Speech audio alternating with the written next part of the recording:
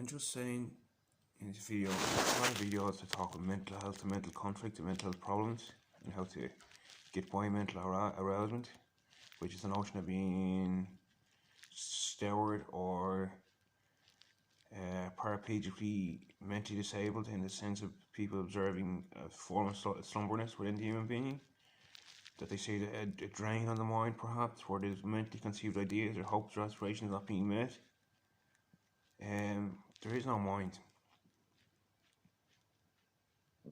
The mind is just a conceptually organised idea to interfere with parts of the brain, I would say. But parts of the brain means there's incomprehensible level of potential up here. When people get thinking of what they can do as human being, and that is not contained to up here, it means the whole system. And that means when you're up and fit and healthy and running, it takes a lot to take you down. And that doesn't just mean you go for a jog or out for a run or something. I mean, when you're fully going with life and the flow and the momentum of life, it's a hard thing to take down. It really does take stopping power. The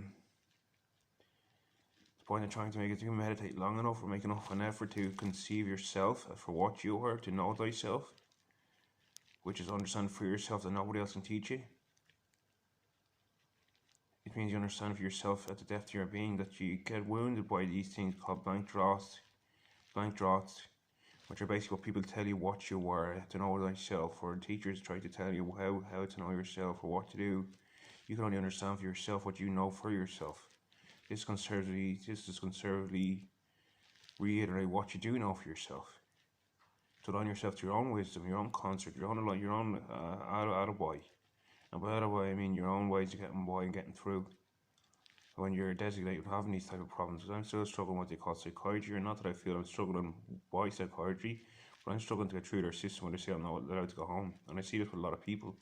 I think it's a major flaw in the world. I don't know how to face. I've tried to keep putting me underneath their way and feeding me their drugs, whatever they're for it. But there's an inalienable force inside. An inalienable force means you can't alienate it because it is what you are. But it's not for each person to know what they are for themselves.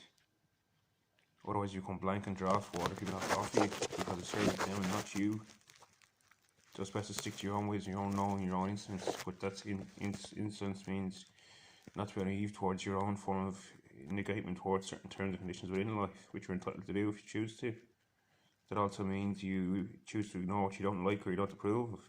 It's also the other side, which means you walk into what you don't like or approve of to learn from it, to walk that path, see what that's like as. And I just use the word as to make it seem like we aren't all the being, or the being and expression as all.